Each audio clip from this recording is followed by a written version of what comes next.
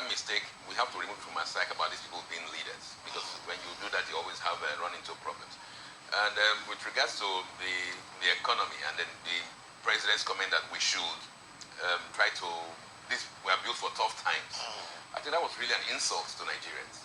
It's like when you are told that this car is made for Nigerian roads. That means you consider that an insult? It is an insult. Why I say it's an insult is this.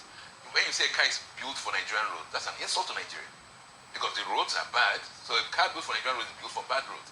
And when you say Nigerians are built for these kind of tough, rough times, what are you trying to tell us? That we should adapt to poverty, we should adapt to being the poverty capital of the world, we should adapt to being a bastion of diseases.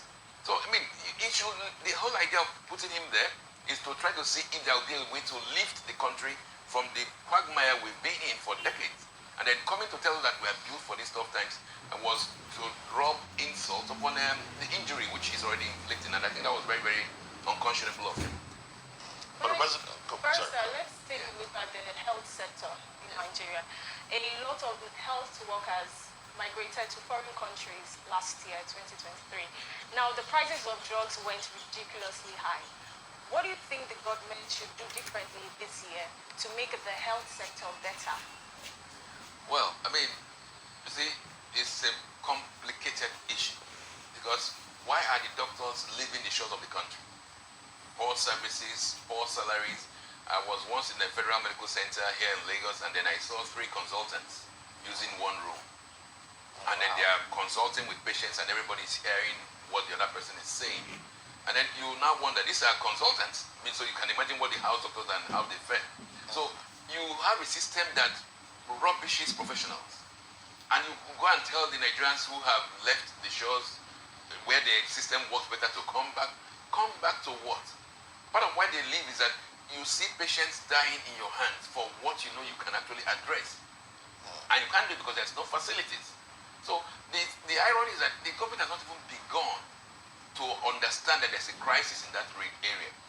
I mean, he has not begun to address it, and what they are still interested in is how much more blood can we suck from Nigerians. That's why they brought out the fuel subsidy issue. They removed it.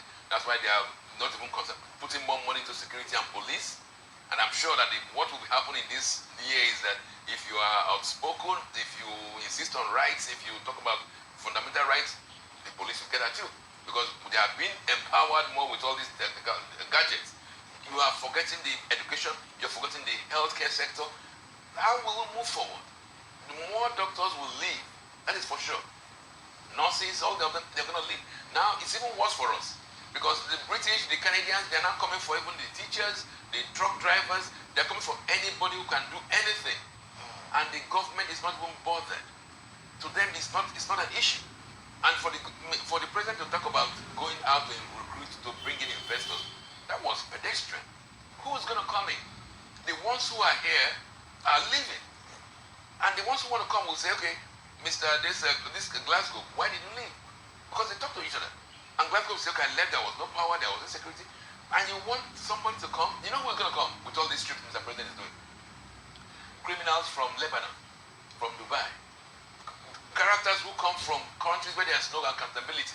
You won't see American companies coming here. But he talked about the Siemens deal. Which Siemens deal? I mean, look, we've been talking about power. In Obasanjo's time, $16 billion was wasted on power. And those who stole these monies, because they're stealing, monies we are paying, the grounds for which the monies we are paying for was not even cleared. They are still walking around in the corridors of power. And you're talking of Siemens deal. What's Siemens? We've been hearing Siemens for it. But these guys laugh at us. They laugh at Nigerians. Because the way out of this quagmire is right with us. If Mr. Tinubu was serious, we would have made quantum leaps forward in Nigeria. But he's not serious. You don't think the 7 months is... No. Not even 7 months. In day one. From day one, Nigeria would have had a paradigmic change by even cutting the cost of governance. But from day one, you tell us it's going to be business as usual. So, and once you say that as president, because people are watching you, to watch your body language and what comes out from your mouth. And they see it is business as usual. Well, guess what happens? Those who were looting before would now go and empty their bags. Okay, it's back to business. We're back in track. You start with over 40, the highest number of ministers ever in the history of the country. You begin to create financial sectors with your cronies. Guys you raped Lagos with are the ones now managing all the economic facets.